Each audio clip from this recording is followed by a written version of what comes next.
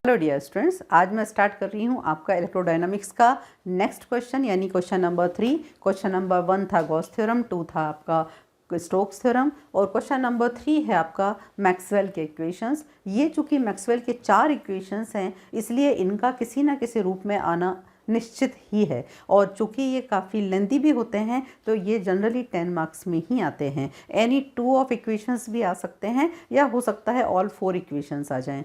तो इनको लेकिन जो इनका कहना चाहिए क्वेश्चन का जो टाइप है वो कई तरीके का हो सकता है, उसको ज़रा आप लोग ध्यान रखें। तो इसमें जो है आपका बिल्कुल सिंपल फॉर्म बनता है तो यही बनता है कि फाइंड ऑल मैक्सवेल इक्वेशंस, लेकिन थोड़ा सा कॉम्प्लिकेटेड होता है तो ये आ सकता है कि मैक्सवेल इक्वेशन आपको किस किस फॉर्म में चाहिए, इंटीग्रल फॉर्म में और किस किस में निकालना है, आपको डिफरेंशियल फॉर्म में निकालना है। क्वेश्चन का दूसरा पार्ट अब मैं एक एक करके स्टार्ट करती हूँ। 4 इक्वेशन हैं, मैं सपोज फर्स्ट इक्वेशन लेती हूँ तो फर्स्ट इक्वेशन आपको दूसरे तरीके से पूछा जा सकता है कि prove the Gauss's law in electrostatics, या फिर दूसरे तरीके से पूछा जा सकता है कि prove that divergence of D is equals to rho, या पूछा जा सकता है divergence of E is equals to rho by epsilon naught, या पूछ सकते हैं del dot D is equals to rho और del dot E is equals to rho by epsilon naught. तो मैंने एक प्रकार से कहा जाए तो आपको इसके कई टाइप बता दी। यदि मैं क्वेश्चन नंबर 1 पे ही कॉन्सेंट्रेट करूं तो आपको सीधा सीधा इंटीग्रल फॉर्म भी आ सकता है, डिफरेंशियल फॉर्म भी आ सकता है। 2 टाइप हो गए, तीसरा टाइप ये हो गया, चौथा टाइप ये हो गया, पांचवा टाइप ये हो गया। 5 तरीके से आपको ये क्वेश्चन कैसे भी पूछा जा सकता है, ठीक है ना। तो इसको मैं स्टार्ट करती हूँ लेकिन कुछ क्लूज़ देती जाऊँगी ताकि 4 इक्वेशन इकट्ठे होने के बाद आपको कन्फ्यूज़न क्रिएट ना हो। तो चूँकि इसका नाम आपको भले ही इस नाम से ना पूछें बट आप यही नाम याद रखिए, क्या गॉसेस लॉ इन इलेक्ट्रोस्टैटिक्स। और गॉसेस लॉ सभी जानते हैं, सभी ने 12th में पढ़ा हुआ है कि क्या होता था गॉसेस लॉ आपका। गॉसेस लॉ आपका होता था phi is equals to Q by epsilon not, जहाँ पर Q जो होता था Q इज़ द चार्ज जो होगा ये कहाँ डिस्ट्रीब्यूट होगा, क्योंकि ये जनरली हम बात किसकी करते हैं, स्पेस की कर रहे हैं। डेल ले रहे हैं, डेल डिफरेंशियल ऑपरेटर है, एक्स वाई जेड तीनों डायरेक्शन उसमें है। तो ये Q जो चार्ज होगा ये भी किसके ऊपर डिस्ट्रीब्यूट होगा, where Q is the charge जो कहाँ डिस्ट्रीब्यूटेड है, डिस्ट्रीब्यूटेड ओवर एनी वॉल्यूम। इसका कोई मीनिंग है जो मैंने आपको बोला कि ये किसके ऊपर डिस्ट्रीब्यूटेड है, वॉल्यूम के ऊपर। तो स्टार्टिंग कैसे याद रखेंगे, क्वेश्चन नंबर 1 की स्टार्टिंग क्या है, इसलिए याद रखेंगे, कैसे याद रखेंगे कि ये जो लॉ है ये क्या है, गॉसेस लॉ। और गॉस का जैसे आप नाम लेंगे तो आपको 12th का याद आ सकता है कि फाई इज इक्वल्स टू कितना होता था, आप बाकायदा प्रूफ करते थे क्यू बाय एप्सिलॉन नॉट, जहाँ एप्सिलॉन नॉट आपकी किसी भी मीडियम की जो है परमिटिविटी होती थी। फाई जो होता था वो क्या हुआ करता था, फ्लक्स होता था। लेकिन क्यू पे स्पेशली ध्यान दें, क्यू चार्ज है बट किसके ऊपर डिस्ट्रीब्यूटेड है, वॉल्यूम के ऊपर, ठीक है। ये आपके पास है, जहाँ आप इसको स्टार्ट करोगे आपको तुरंत याद आ जाएगा हमारी नेक्स्ट जो कहना चाहिए हमको लेना है स्टेप, वो कौन सा स्टेप लेना है। तो मैं इन दोनों के ऊपर एस्टेरिस्क बना रही हूँ। मैं जिनके ऊपर एस्टेरिस्क बनाऊँ समझ जाइए कि हमको यहीं से अपना क्वेश्चन स्टार्ट करना है। तो सबसे पहले जैसे मैंने ये कहा कि Q is the charge distributed over any volume, तो आप कह सकते हैं here Q is equals to, Q volume के ऊपर है तो निश्चित ही ये क्या है, इसकी जो डेंसिटी है उसको क्या बोल सकते हैं हम, वॉल्यूम चार्ज डेंसिटी। और वॉल्यूम चार्ज डेंसिटी को हम किससे शो करते हैं, रो से ओवर एनी वॉल्यूम। तो आप क्यू को किस फॉर्म में लिख सकते हो, सिंपली रो डी वी। ये सब कुछ मैंने आपको बताया था प्रीवियस वीडियोस में कि क्यों हमको कहाँ सिंगल लेना है, कहाँ डबल लेना है। यही चार्ज यदि लीनियर पे होता तो लेमडा होता, सिंगल होता। यही चार्ज यदि सरफेस पर होता तो डबल होता, सिग्मा होता। लेकिन ये चार्ज किस पे है, वॉल्यूम पे है, तो ये रो जो कहलाती है क्या कहलाती है, वॉल्यूम चार्ज डेंसिटी। तो क्यू जो है इस फॉर्म में कन्वर्ट हो गया। और फाई के बारे में आप जानते ही हैं, फाई तो होता है क्या, फ्लक्स, जिसको मैंने कई बार समझाया है। फ्लक्स क्या होती हैं, passing lines perpendicularly normally from any area और फ्रॉम एनी सब्सटेंस। तो इसको आप एरिया वाइज होता है, मतलब क्या होता है, आप इसको हमेशा किसके शो करते हैं, डबल इंटीग्रेशन से शो करते हैं, डबल इंटीग्रेशन से शो करते हैं। एंड जो फाई होता है, हम फाई के बारे में जानते हैं कि फाई क्या होता है, फ्लक्स, जो कि पासिंग लाइंस होती हैं normally from the any surface और एनी सब्सटेंस। तो चूँकि सब्सटेंस से होती हैं, पासिंग लाइंस होती हैं, इलेक्ट्रोस्टैटिक्स पढ़ रहे हैं, तो फ्लक्स किसका होगा, इलेक्ट्रिक फ्लक्स होगा। तो जो वेक्टर आएगा जनरली, जो जिस वेक्टर को मैं अभी तक ए वेक्टर से डिनोट कर रही थी, ये वेक्टर एक्चुअली में इलेक्ट्रिक फील्ड है, तो ये वेक्टर किस फॉर्म में होगा, ई के फॉर्म में होगा। चूँकि एरिया है तो साथ में कितना होगा आपका ds होगा। तो ये फाई है, ये क्यू है, दोनों की वैल्यू आप सब्स्टिट्यूट कर दीजिए। किस में कर दीजिए, यदि आप इक्वेशन नंबर 1 देते हैं तो इक्वेशन नंबर 1 में सब्स्टिट्यूट कर दीजिए। तो आपका जो इक्वेशन 1 है ये किस में कन्वर्ट हो जाता है, देयरफॉर फ्रॉम इक्वेशन फर्स्ट क्या हो जाता है, फाई की जगह आप रखेंगे double integral E dot D S is equal to Q, Q की जगह पर आप क्या लिख सकते हो, triple integral rho D V, और ये एप्सिलॉन नॉट चूँकि ऑड लग रहा है तो इस एप्सिलॉन नॉट को मैं इस तरफ ले आती हूँ। ये अब आपका एक इक्वेशन बन गया। आप चाहें तो इस एप्सिलॉन नॉट को अंदर भी ले सकते हैं, ये तो एक कांस्टेंट है, अंदर हो बाहर हो कोई अंतर नहीं पड़ता है। लेकिन जहाँ ये इंटीग्रल आपको दिख रहा है, यही जो है यही फॉर्म कहलाता है, कौन सा फॉर्म, इंटीग्रल फॉर्म, ठीक है ना। अब यदि मैं देखूं, जो आप लोगों को शुरू से क्लियर करती चली आ रही हूँ कि कभी इक्वेशंस में ऐसी स्थिति होगी कि एक तरफ डबल इंटीग्रल होगा, एक तरफ ट्रिपल इंटीग्रल होगा। मैं एग्जांपल के लिए बोल रही हूँ, एक तरफ यूनिट मीटर है, एक तरफ यूनिट सेंटीमीटर है, ऐसे इक्वेशन को सॉल्व करना पॉसिबल नहीं है। दोनों को एक ही यूनिट में कन्वर्ट करना होगा, या तो मीटर में या तो सेंटीमीटर में। एग्जाम्पल है ये, यहाँ मीटर सेंटीमीटर की बात नहीं है, यहाँ बात है कि एक तरफ डबल इंटीग्रल है, सरफेस इंटीग्रल है, यहाँ पर है ट्रिपल इंटीग्रल। तो दोनों में से आप दोनों को किसी भी तरीके से सेम बनाने की कोशिश करें तो हम इक्वेशन को लेके कुछ आगे बढ़ सकते हैं। तो इसके लिए अब आपको याद आ रहा होगा मेरा पिछला क्वेश्चन, कि पिछला क्वेश्चन क्या कहता था, डबल इंटीग्रल ट्रिपल में कन्वर्ट होता था, किस थ्योरम के थ्रू होता था, गॉस के डाइवर्जेंस के थ्योरम। तो इसमें से किसके ऊपर वो थ्योरम अप्लाई होगा, डबल इंटीग्रल को हमें कन्वर्ट किस में करना है, ट्रिपल में। तो आप यहाँ पर लिख सकते हैं कि आप किसको अप्लाई करने जा रहे हैं, अप्लाइंग, इस तरीके से आपका जो आपने पढ़ा हुआ है इसका यूज़ होना शुरू होगा, अप्लाइंग गॉस डाइवर्जेंस थ्योरम। तो गॉस का डाइवर्जेंस थ्योरम आपने अप्लाई किया, तो ये डबल इंटीग्रल जो था, एप्सिलॉन नॉट को आप चाहें तो बाहर रखें चाहें तो अंदर रखें, कोई अंतर नहीं पड़ता है। डबल इंटीग्रल क्या पढ़ा है अभी, स्टेटमेंट पढ़ा, डबल इंटीग्रल किस में कन्वर्ट हो जाता है, ट्रिपल इंटीग्रल में। जबकि दिया गया वेक्टर सेम होता है, लेकिन उसका हम क्या लेते हैं, divergence of E D V, ठीक है। तो ये जो चीज़ है, अब यदि मैं इस इक्वेशन की बात करूं तो इस इक्वेशन में अपने को यहाँ भी ट्रिपल इंटीग्रल हो गया है इसके फॉर्म में, और यहाँ भी ट्रिपल इंटीग्रल है। तो हम इन दोनों को क्या कर सकते हैं, इन दोनों को हम इक्वेट कर सकते हैं। तो यदि हमारी अब नेक्स्ट स्टेप होगा तो वो क्या होगा कि हम इन दोनों को क्या कर देते हैं, इक्वेट कर देते हैं। तो यदि दोनों को इक्वेट करते हैं तो क्या स्थिति बनेगी, अगर आप इन दोनों को इक्वेट करते हैं तो इन दोनों को इक्वेट करेंगे, epsilon not triple integral, epsilon not triple integral, divergence of E dot कितना आ गया आपका, D V is equal to कितना था, triple integral rho D V, ठीक है। अब ये क्यों आसान हो गया, क्योंकि अब मैं क्या कर सकती हूँ, ट्रांसफ़र भी कर सकती हूँ, कॉमन भी ले सकती हूँ। तो यदि मैं इसको यहाँ ट्रांसफ़र करती हूँ तो क्या हुआ, epsilon not triple integral common लिया आपने, आप चाहें तो आप इसको अंदर ले लें क्योंकि अब थोड़ा प्रॉब्लम करेगा ये, तो आप अंदर ले लीजिए इसको, डाइवर्जेंस ई, ये इधर आया माइनस रो, और कॉमन क्या निकाल सकते हैं, दोनों में डी वी है, इज़ इक्वल टू 0। ये एक इक्वेशन का फॉर्म आ गया। इस इक्वेशन को मैं ऐसा भी लिख सकती हूँ कि यदि इसका इंटीग्रल 0 है तो डेफिनेटली इंटीग्रेंड भी क्या होगा, 0 होगा। तो ऑब्वियसली मैं क्या बोल सकती हूँ कि obviously divergence epsilon not E is equals to और minus epsilon naught is equals to 0, या बोल सकते हो divergence epsilon not E is equals to rho, और आप क्या बोल सकते हैं, डाइवर्जेंस को del epsilon not E is equals to रो।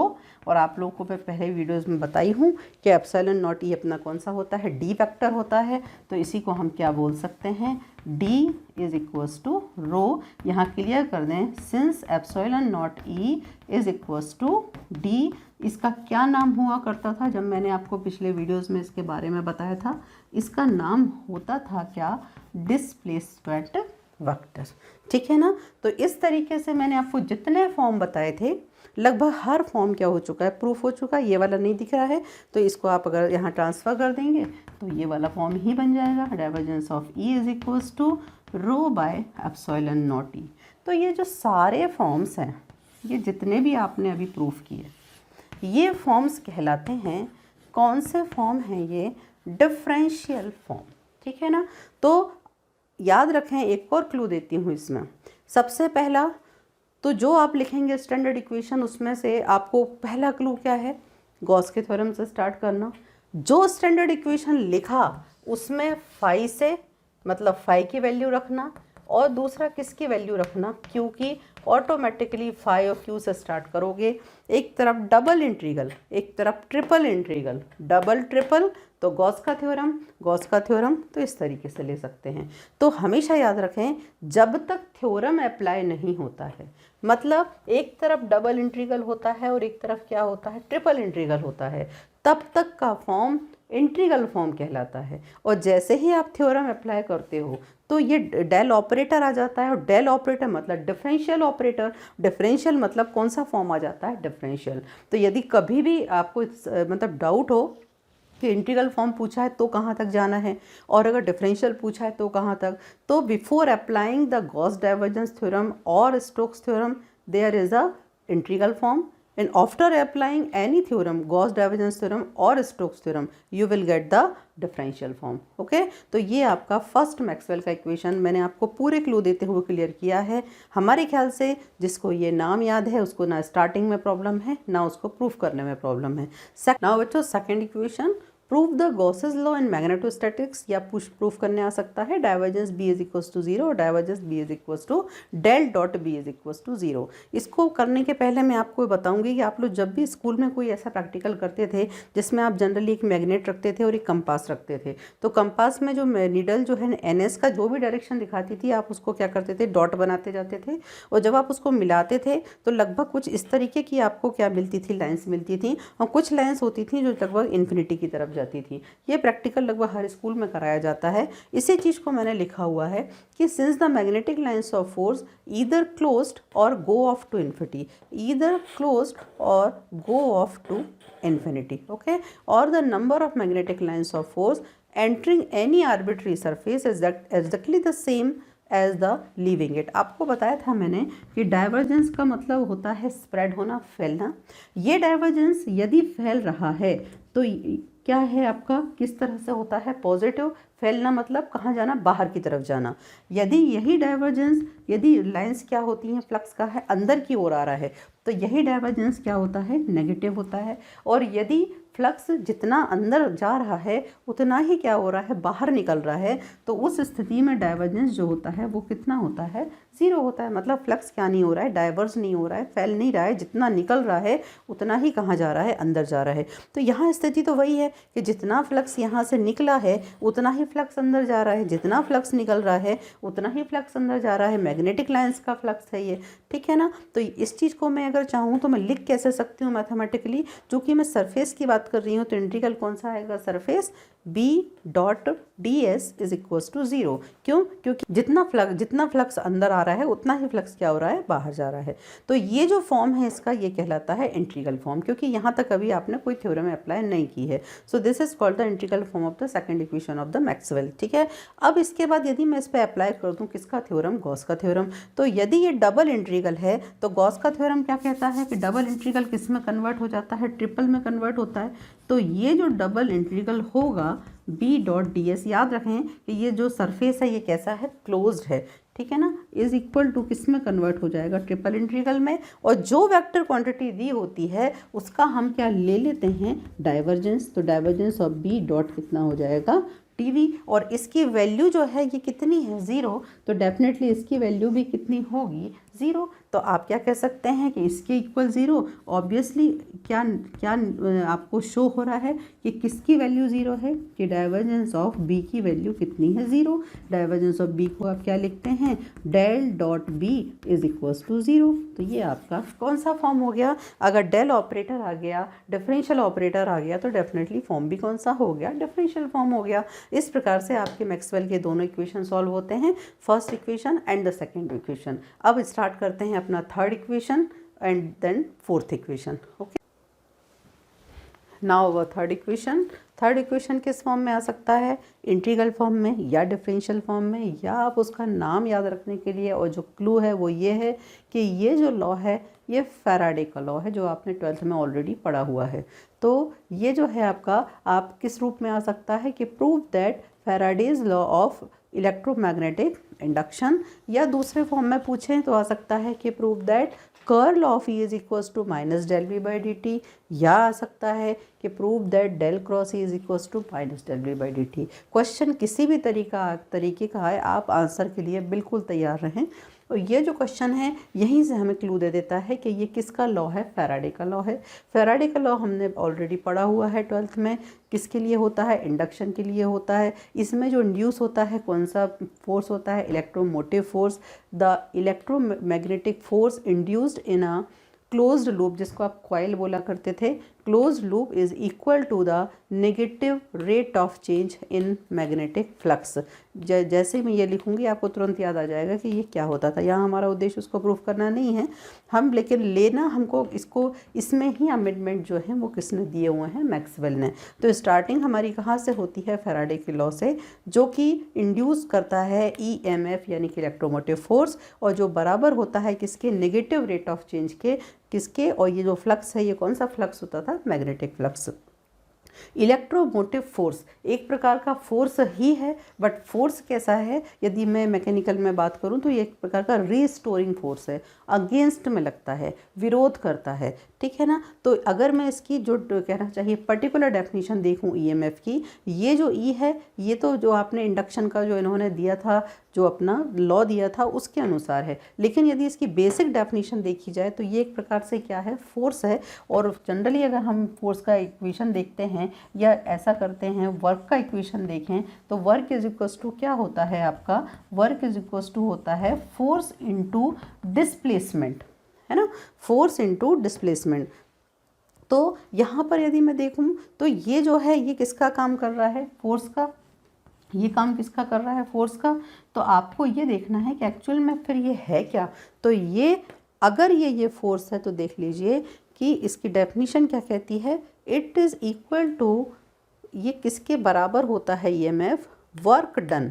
ये फोर्स जो है किसके बराबर होता है, वर्क के बराबर होता है, in carrying a unit charge completely around a closed loop. यानी यदि एक ये कोई क्लोज्ड लूप है, यहाँ से हमने एक चार्ज Q को लिया और यदि इसके अलोंग चलाना शुरू किया इस क्लोज्ड लूप के अलोंग, और यदि मैं इसको एक पूरा चक्कर लगाती हूँ तो जितना भी फोर्स मुझे एहसास होता है रिस्टोरिंग टाइप का, वो फोर्स ही क्यूमुलेट किसके फॉर्म में होता है, आपके EMF के। तो चूँकि डिस्प्लेसमेंट यहाँ कितना हुआ, आपने इसको क्लोज्ड लूप है और आपने इसको क्या लिखा है, 1 यूनिट चार्ज आपने लिया भी जो है वो क्या है, यूनिट चार्ज है एज पर डेफिनेशन। और आप इसको कंप्लीट कितना राउंड लिया है, अपना एक राउंड लिया है, तो डिस्प्लेसमेंट तो अपना एक प्रकार से कुछ नहीं हुआ, ज़ीरो ही हुआ। लेकिन इसको हम ये मान सकते हैं कि एक लूप लेता है तो इसको हम थ्योरेटिकली ज़ीरो नहीं करेंगे, लेकिन हाँ ये मान सकते हैं कि डिस्प्लेसमेंट कुछ नहीं है।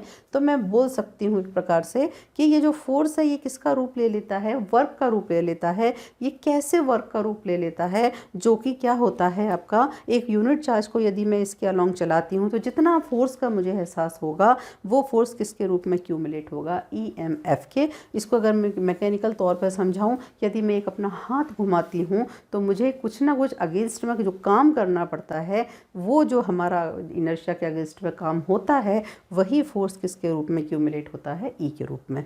तो ये भी E की डेफिनेशन है, ये भी E की डेफिनेशन है। तो मैं इन दोनों को क्या कर सकती हूँ, इक्वेट तो आसानी से कर सकती हूँ। तो यदि मैं इन दोनों को इक्वेट करती हूँ तो हमारा नेक्स्ट जो बनता है स्टेप की फिर क्या बनता है, from equation number 1 and equation number 2 here LHS are same so we can equate the RHS। क्या बन जाएगा आपका, E dot DL is equal to कितना बन गया, minus del phi by del T. ठीक है ना। अब इसमें एक तरफ आपका लीनियर इंटीग्रल है बट एक तरफ डबल इंटीग्रल नहीं है, मतलब स्टोक का थ्योरम तो नहीं आ सकता है, बट लीनियर इंटीग्रल है तो इतना समझ में आ रहा है कि लीनियर से डबल ही बना होगा, ट्रिपल पे तो नहीं जाएंगे, मतलब कहीं ना कहीं स्टोक का थ्योरम भी होगा। तो यदि इतना करना है तो यहाँ तक तो आप बड़े इजीली आ जाएंगे। किसके थ्रू आ गए या किसका क्लू लेके यहाँ तक आ गए कि ये किसका नियम है, फैराडे का। आपको यदि याद रखने की ज़रूरत पड़ेगी तो सिर्फ ये डेफिनीशन कि ई की वैल्यू क्या होती है, ठीक है। लेकिन यहाँ आते से ही समझ में आना चाहिए कि एक तरफ तो लीनियर इंटीग्रल है बट एक तरफ डबल इंटीग्रल नहीं है, बट डबल इंटीग्रल है। कैसे है, क्योंकि यहाँ पर है फाई, और फाई तो वही होती हैं flux lines passing per unit area. तो आप इसको क्या लिख सकते हैं, minus del by del T, और फ्लक्स को आप हमेशा अभी तक क्या लिख रहे हैं, एस, और कौन सा फ्लक्स है, मैग्नेटिक, तो आप ई की जगह क्या लेंगे, बी डॉट क्या ले लेंगे हम, ds, या आप इसको क्या बोल सकते हैं, अंदर ले जाते हैं तो minus del B by del T, और साथ में कितना दिया हुआ है आपका ds। अब वो बात होगी जो मैंने आपसे कही थी कि एक तरफ सिंगल इंटीग्रल है और एक तरफ डबल इंटीग्रल है, तो आपको अभी थ्योरम भी याद आ जाएगी। कौन सी थ्योरम यूज़ होगी, आपका स्टोक्स का थ्योरम यूज़ होगा। लेकिन चूँकि ये मैंने ये भी बताया है कि थ्योरम के यूज़ किए बिना उसके पहले जो फॉर्म आता है वो फॉर्म क्या कहलाता है, वही फॉर्म क्या कहलाता है, इंटीग्रल फॉर्म। तो ये जो है आपके थर्ड इक्वेशन का कौन सा हो गया, इंटीग्रल फॉर्म हो गया। अब हम इसका बनाते हैं डिफरेंशियल फॉर्म। तो आपको समझ में देख के क्लियर हो रहा है कि हमको कौन सा थ्योरम लगाना है, स्टोक थ्योरम। तो आप लगा दीजिए, now applying Stokes theorem.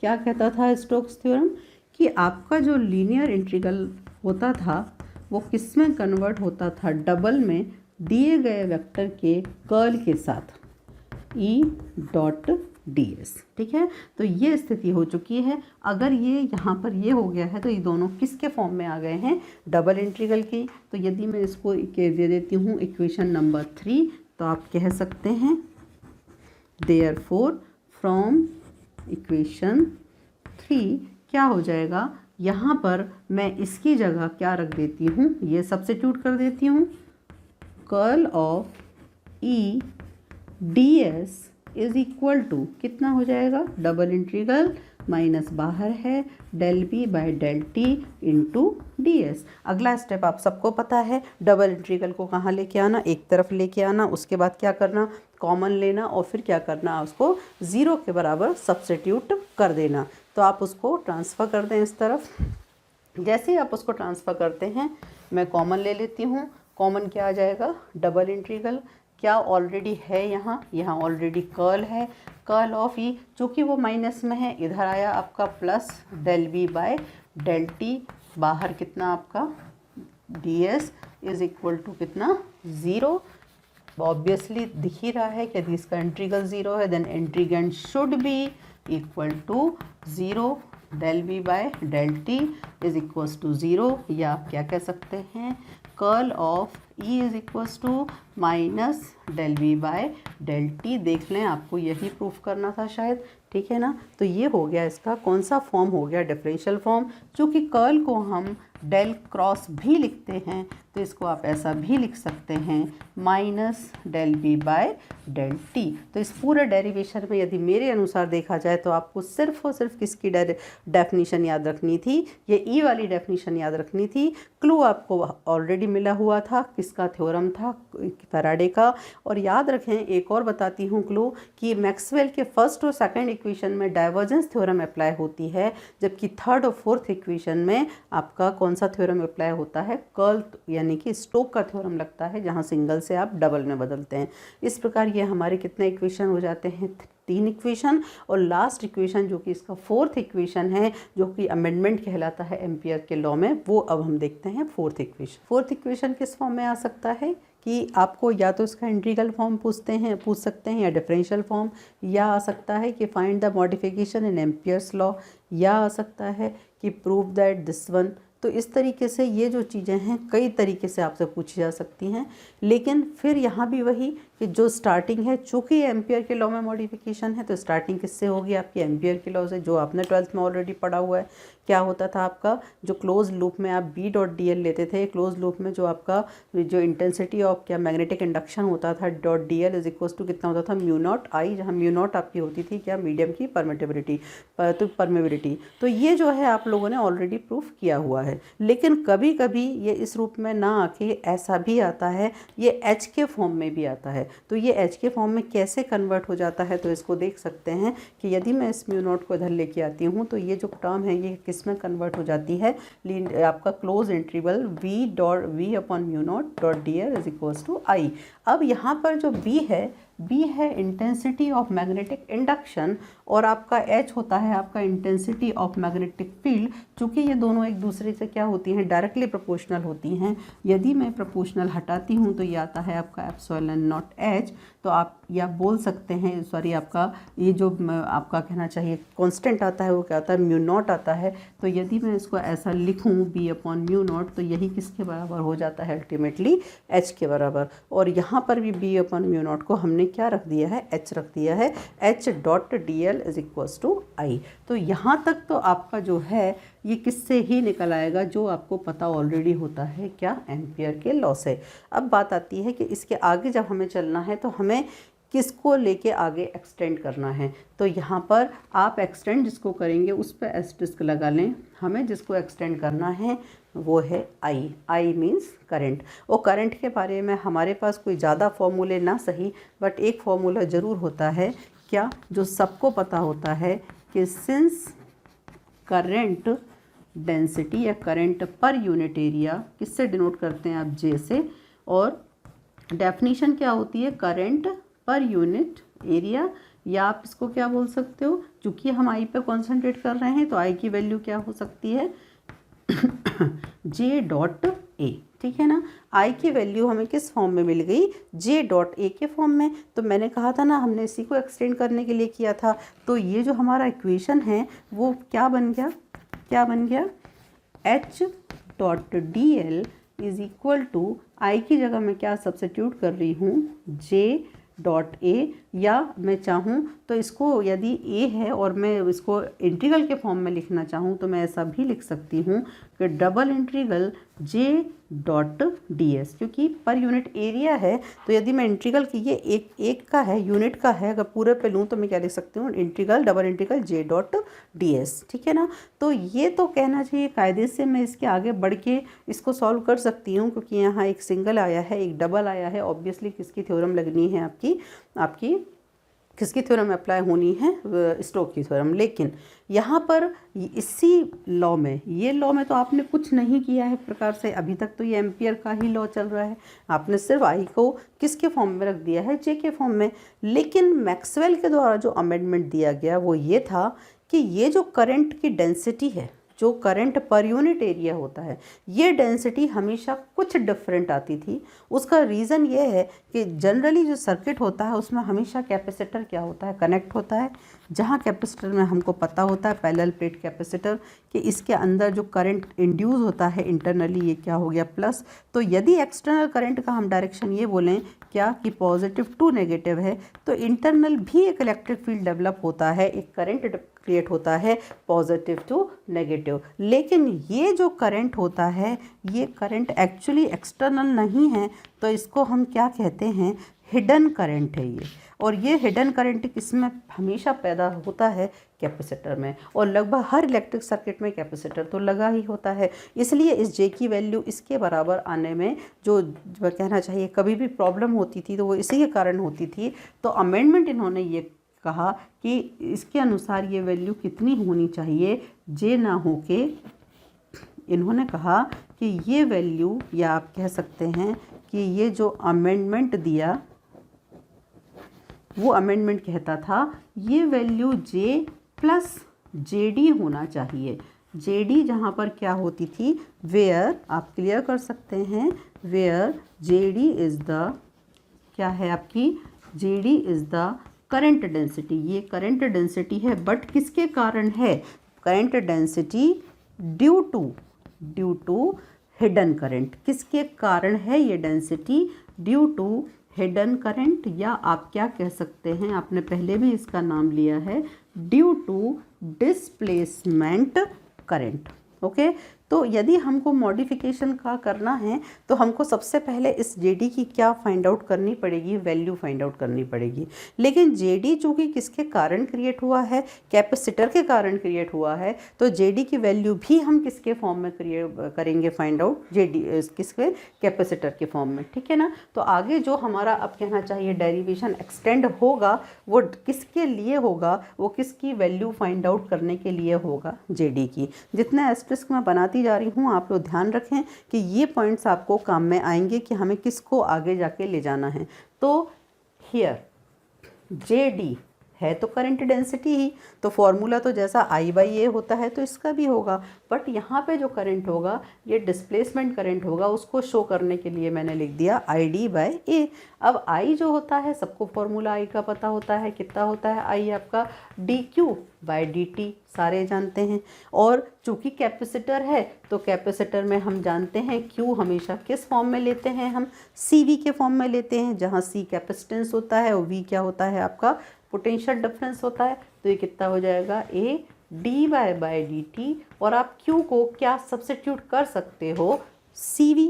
Okay, अब ये जो C है कैपेसिटेंस है, ये हम सब जानते हैं, एरिया के क्या होता है, डायरेक्टली प्रोपोर्शनल होता है, डिस्टेंस के क्या होता है, इन्वर्सली प्रोपोर्शनल होता है। एरिया किसका, डिस्टेंस किसका, जो मैंने भी आपको प्लेट्स वहाँ बता के दिखाई, इनका एरिया, इनका डिस्टेंस, ठीक है ना। तो अगर मैं इसको कंबाइन करूँ तो C is directly proportional to, मैं बोल सकती हूँ कितना, A बाई डी। यदि ये प्रोपोर्शनल में हटाती हूँ तो C की वैल्यू कितनी आती है, epsilon not A by D, ठीक है ना। तो ये जो C है एक्चुअल में इसकी वैल्यू कितनी आ गई, कितनी आ गई, क्या लिख सकते हो इसको आप, dy बाई dt, और C की वैल्यू आप क्या लिख सकते हो, epsilon not A by D, epsilon not A by D, और साथ में कितना चल रहा है, V। ओके, ये A है, इसको हम बाहर भी ले सकते हैं, तो मैं बाहर ले लेती हूँ, A को मैंने बाहर ले लिया, अंदर क्या बचा, चाहे तो एप्सिलॉन नॉट को भी ले लीजिए बाहर, क्या बचा अंदर आपका, सिर्फ आपका बचा आपका एप्सिलॉन नॉट A आ गया, तो V बाई डी। तो ये भी हम जानते हैं, ये वाला फॉर्मूला भी पता ही है कि V बाई डी यानी क्या होता है, कि जो पोटेंशियल डिफरेंस होता है किस किस के बराबर होता है आपका, E इंटू डी के। तो यदि मैं V बाई डी करूँ तो ये किसके बराबर होता है, E के, है ना। V by D is equals to कितना हो गया, E। तो ये कितना हो जाएगा आपका, एप्सिलॉन नॉट, ये A से A कैंसिल हो गया, dy बाई dt, और इसको हम क्या बोल सकते हैं, E बोल सकते हैं। एप्सिलॉन नॉट कांस्टेंट है, इसको मैं बाहर रखूं अंदर रखूं कोई अंतर नहीं पड़ता है, मैं इसको अंदर ले लेती हूं, तो फिर क्या हो जाएगा, एप्सिलॉन नॉट E। कई बार बता चुकी हूँ, एप्सिलॉन नॉट E किसकी वैल्यू है, डिस्प्लेसमेंट वेक्टर, यानी कि किसकी वैल्यू है, D की वैल्यू है। तो ये कितना हो गया आपका, डेल D बाय कितना हो गया, डी बाई डी टी, ठीक है। तो ये वैल्यू किसकी मिल गई आपको, ये वैल्यू आपको मिल गई किसकी, जेडी की। यही तो आप चले थे निकालने के लिए। तो कायदे से अब आपका जो इक्वेशन है वो क्या बन चुका है आपका, या कहना चाहिए इक्वेशन नंबर 1 इसको देते हैं। तो अब आप कह सकते हैं कि फ्रॉम इक्वेशन फर्स्ट अब आपके पास जो क्वांटिटी है वो कितना है, h dot D L is equals to double integration J. तो ठीक है, बट जे डी जो आपने मन से रखा था ये इसकी वैल्यू आप निकाल चुके हैं, कितनी है, D D by D T, और बाहर कितना है, टी एस।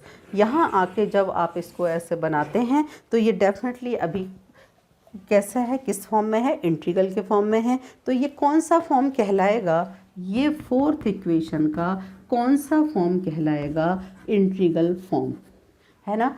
अब इंटीग्रल फॉर्म आ गया और फिर हमको किस पे जाना है, अगेन डिफरेंशियल फॉर्म पे जाना है। तो मुझे क्या करना होगा कि मुझे इसको एक बार कोई थ्योरम अप्लाई करनी होगी। ना देख के ही समझ में आ रहा है कि यहाँ सिंगल इंटीग्रल है, यहाँ डबल इंटीग्रल है। तो सिंगल से डबल जो कौन सा थ्योरम यूज़ होता है आपका, स्टोक का थ्योरम यूज़ होता है। तो अब आप क्या करेंगे इसमें, अब आप इसमें अप्लाई कर दीजिए किसका थ्योरम, स्टोक का थ्योरम। तो यदि आप स्टोक का थ्योरम अप्लाई करते हैं तो क्या हो जाएगी स्थिति, now applying Stokes theorem. Okay, तो स्टोक का थ्योरम अप्लाई करते हैं तो क्या हो जाएगा, जो आपका सिंगल इंटीग्रल वाला है h डॉट डी एल किस में कन्वर्ट हो जाएगा, डबल इंटीग्रल s जो वेक्टर होता है उसके साथ कर्ल आता है h डी एस। ठीक है, तो आपका इक्वेशन नंबर ये जो आपका था इसको मैं दे देती हूँ इक्वेशन नंबर 2। तो अब आपका इक्वेशन नंबर 2 क्या हो जाता है, देयरफॉर फ्रॉम इक्वेशन 2 क्या हो गई स्थिति, h डॉट डी एल को आपने क्या लिख दिया, j plus D D by D T D S, ये आपकी किसकी वैल्यू है, h डॉट डी एल की। और उस तरफ क्या लिखा हुआ है आपका, उस तरफ क्या लिखा हुआ है, ये आपने किसकी वैल्यू रख दी है, h डॉट, इसकी वैल्यू कितनी है आपकी, curl of h D S. ठीक है ना, ये इक्वेशन आपका इस तरीके से क्या हो गया, कन्वर्ट हो गया। ये वाला जो पक्ष था, ये तो जो का त्यों है, इसकी वैल्यू हमें किस ये मिल चुकी है, कर्ल ऑफ। क्या कर सकते हैं, ट्रांसफ़र कर सकते हैं, कॉमन निकाल सकते हैं। किसको कॉमन निकाल सकते हैं, j plus D D by D T, ये आएगा इधर कितना हो जाएगा, माइनस कर्ल ऑफ h, और ये कितना हो जाएगा, D S is equals to कितना हो जाएगा आपका 0। ठीक है ना, या आप क्या कह सकते हैं कि इंटीग्रल 0 है, ऑब्वियसली आप क्या बोल सकते हैं, ऑब्वियसली इंटीग्रेंड भी क्या होगा 0, या आप बोल सकते हैं curl of h is equal to j plus D D by D T. यहाँ याद रखें कर्ल को हम क्या लिख सकते हैं, डेल क्रॉस h भी लिख सकते हैं, j plus D D by D T. ये हो गया इसका कौन सा फॉर्म, डिफरेंशियल फॉर्म। इस तरीके से मैंने आपके सामने 4 इक्वेशन सॉल्व किए, किसके, मैं आपके मैक्सवेल के 4 इक्वेशन मैंने सॉल्व किए। इनका मैं क्लू दे दूं तो फर्स्ट इक्वेशन को स्टार्ट किससे करना, तो उसका नाम याद रखना गॉसेस लॉ, उसमें गॉसेस लॉ, और दूसरे का रखना आपका गॉसेस लॉ है बट मैग्नेटोस्टैटिक्स से है, तीसरे को याद रखना फैराडे का, और चौथे को याद रखना एम्पियर का। लेकिन फिर भी फर्स्ट में जब आपने गॉस का लगाया तो आपने जो स्टार्ट किया वो कहाँ से स्टार्ट किया, आपने फाई को कन्वर्ट किया। सेकंड में जब आपने मैग्नेट का लगाया तो वहाँ भी आपका जो फ्लक्स था जो फाई ही था, जो आप किस फॉर्म में रखते थे, बी डॉट डी एस के फॉर्म में। तीसरा जो है आपने जो किया उसमें आपने किसको लिया, ई को, ईएमएफ को लिया, और चौथे में आपने किसको टारगेट किया, आई को, जिसको आपने किसकी हेल्प से निकाला, जे से। तो मेरी तरफ से यदि आप चाहें तो आप इसको याद कर सकते हैं कि ये चारों इक्वेशन में कि फाई फाई ई आई, मतलब first equation phi, second equation phi, third equation E and fourth equation is I. अगर ये 4 क्लू आपके पास रहते हैं, और दूसरा क्लू जो मैं बता रही हूँ क्या, गॉस इलेक्ट्रोस्टैटिक्स में, गॉस इसमें, ये फैराडे में, और ये जहाँ तक एम्पियर का लॉ तो किसी को याद नहीं रहता है जनरली, इसलिए यहाँ तो आप स्पेशली याद किसको ही रखें, आई को। ठीक है ना, ये आपके लिए मेरी तरफ से कहना चाहिए एक गुरु मंत्र है कि आप अगर बाई चांस एग्जाम में भी भूल रहे हैं तो ये फाई फाई ई आई आपको ज़रूर याद आ जाएगा। जैसा मैंने आपको वेव ऑप्टिक्स में एक फॉर्मूला रटाया था, डेल के बाद phi phase difference, then R आपका अब resultant amplitude and then intensity. इस तरीके से मैंने आपको 3 जो मोस्ट आईएमपी क्वेश्चन थे किसके, इलेक्ट्रोडायनामिक्स के, वो करा दिए हैं। एक आईएमपी क्वेश्चन चार्ज जो थ्योरम है, कंटिन्यूटी थ्योरम है, वो भी बचता है, वो मैं अलग से आपको करवा जरूर दूंगी, क्योंकि आप यदि आपको लगता है कि सरल है और यदि कोई कर सकता है तो उसको कर ले, बट ये 3 चीज़ें आप बिल्कुल नहीं छोड़ेंगे। कौन सा, एक मैक्सवेल के चारों इक्वेशंस, फिर आपका गॉस का डाइवर्जेंस थ्योरम, और आपका क्या, स्टोक्स का कर्ल थ्योरम। ठीक है, ओके। तो मिलती हूँ आपसे फिर से नेक्स्ट यूनिट में, आपकी जो भी स्टार्ट होती है, और आपका इलेक्ट्रोडायनामिक्स तब तक आप उसको क्या कर लें, रिपीट कर लें। ओके।